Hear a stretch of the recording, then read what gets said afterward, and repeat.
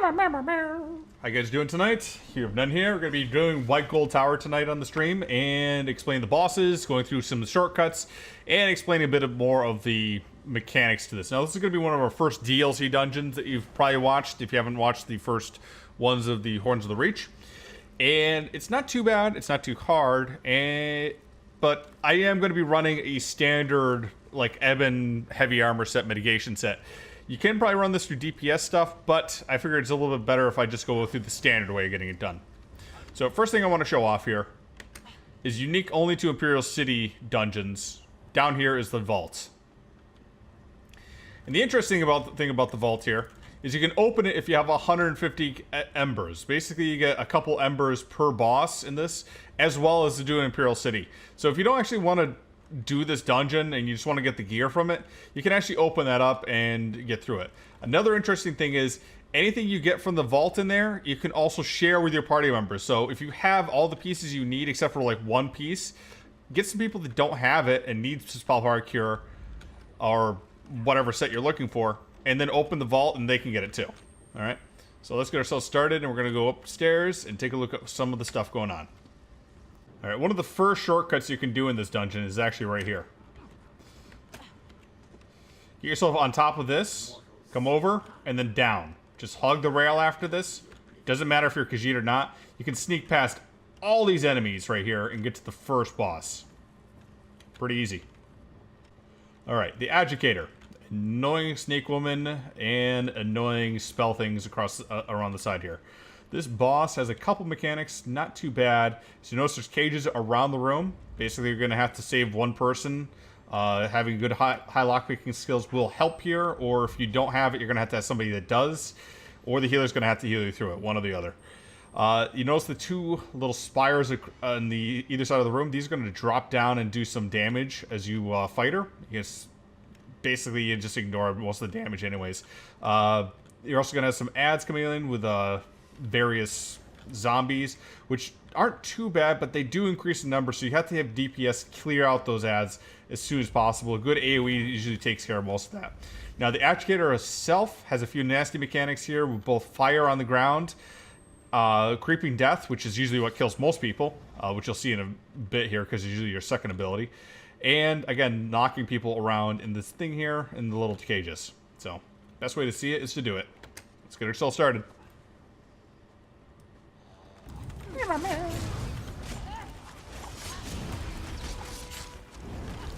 Alright, this is creeping death. Thing you have to worry about is that comes back.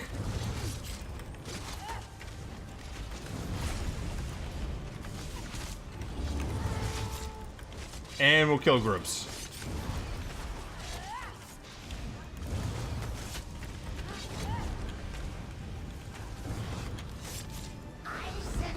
Okay.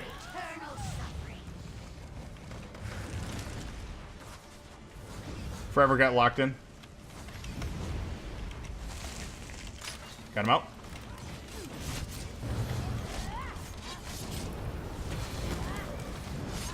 Ah, Bram. Creeping death is not your kind mistress.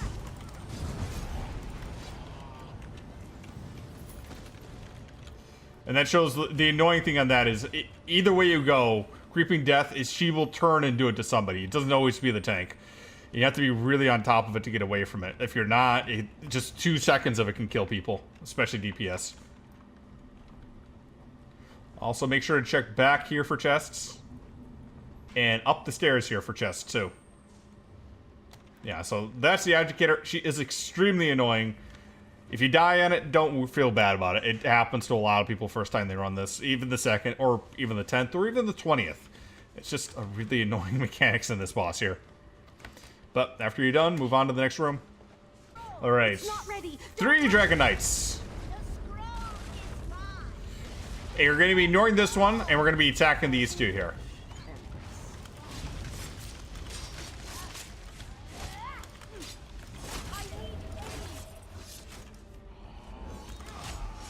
Now, with this one, you're attacking the tank first because he actually gives a benefit to the others.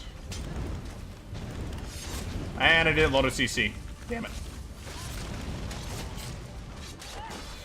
These guys are CC-seeable. But only with stuns and knockdowns. Well, no, maybe. Up there, I guess. So a good way to stop them from their bullshit is doing that. But they do get CC immunity, so you do have to watch out for that. I think I was still immune when I did it last time.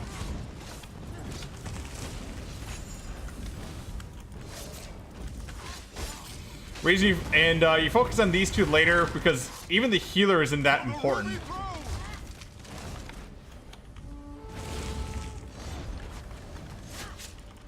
The tank guy is just simply annoying.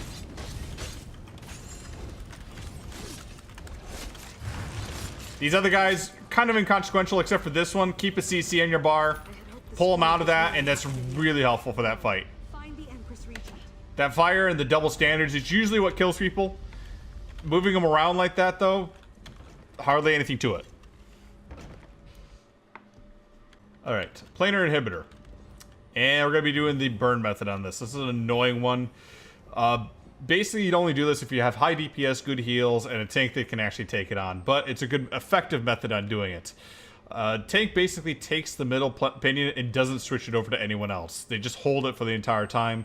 And the inhibitor stays on top of them. The only time you switch out is when the inhibitor goes blue. Then you have to switch off with either the healer or another DPS. Going back and forth across the room.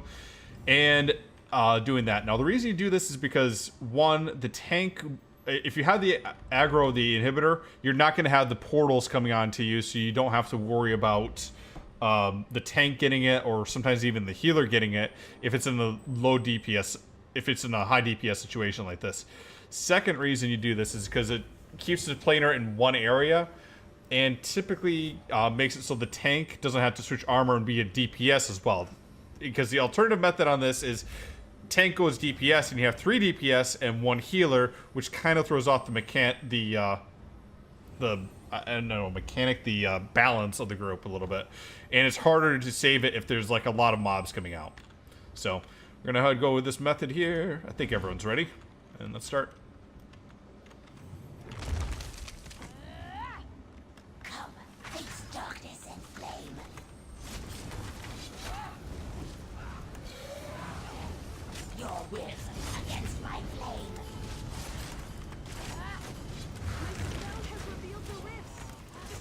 Okay, somebody's got the wrist now.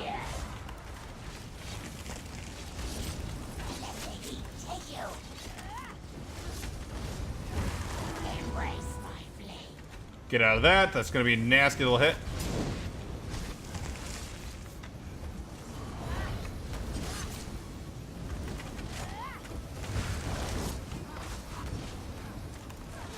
Gonna switch over to tripods because she's going to go blue soon. Get ready for blue. Damn it. Sorry. No, that's my fault. That's my fault. I didn't pop my heals in time. I was getting myself set up for blue there. I fucked that up. Sorry. Thank you. I'll grab Pinion when it comes up. So this is the blue phase. You cannot really survive it if you get in a blue phase. She's going to come across the room for you. Just keep yourself healed up and away from her as possible. Roll dodging is really the only thing you can do. And swap in the pinion. I can't control it. Now, every time I do this, I'm basically getting a dot that makes it a lot harder to heal me. The reason I died there before is because we got through that pretty good. You must face her before she slays us all. We got through that pretty good. And Better than I've ever been. Yep. Yeah, that one death was my fault. I moved out of the healing range because I was preparing for blue a little too early, anticipating it when I should have just been keeping closer until she did the mechanic. Yeah, and that didn't help that my bar swapping wasn't working. Things happen. No worries. Like I was trying to spam Breath of Life and I was spamming orbs instead. I'm like, no. Yeah, get through that and move on. And so we begin Mul Akina. Now, this boss isn't anything too bad. We have fire all around here. Big stuff going up into the middle. And as you notice, we have 4 lightning aspects around the boss, which gives her a shield. You're gonna have to remember this later on, because there's a shield mode to this fight at every 30%. And after that, we also have to fight Atros that come up, lightning wall that comes up, and Mul Akina herself trying to push you back into this one-shot fire, which will annoy the hell out of you. Anyway, first thing you have to do is kill these lightning aspects and start the fight.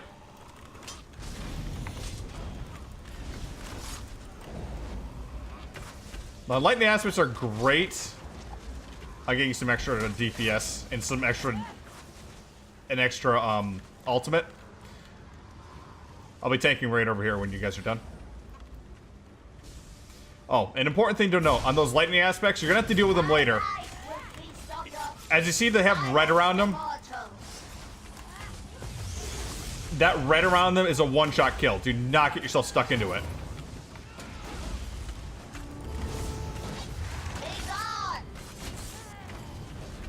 Lightning wall here, you see, is not too bad, but moves very fast in hard mode.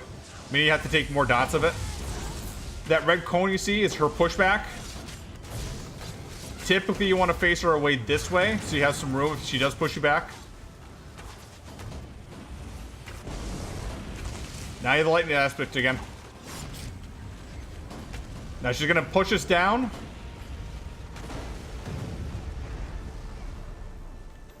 And then do a lightning phase here. You can block through it. You can try getting through the middle of it here. Oh crap. I know these things kill me too. Yep. One-shot kill. You stuck on the side there. Actra's gonna be on me. Kill it quick. Okay, so that was a good thing.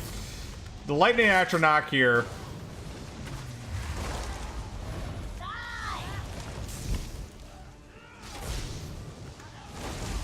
Can you get her up? Got her up. Good recovery.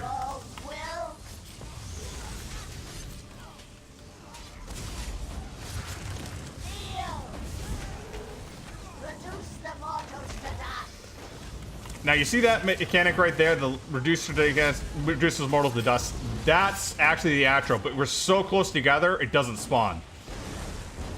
Typically, you want your group close together to get that mechanic bypassed, I guess. Ow. What the hell was that? You got too close to the side. No, the dot. The Static dot. got me. Yeah. Static got me for 10k or 37k. Yep. See if we can get him up.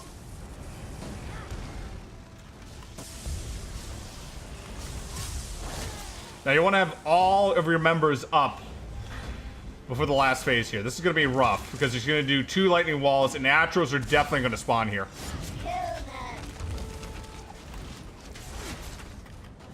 People move around way too much for it not to.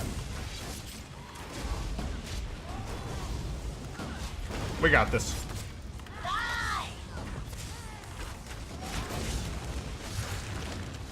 Good job, guys.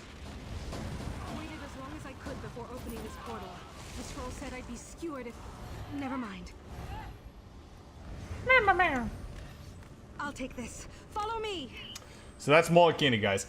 Not too hard on the last fight if you have good DPS. If you don't have good DPS, that's rough right there. You're gonna have to follow a lot more of the mechanics there, and like I said, stay close together, keep your heals up, keep your resources good, and you should be fine on that.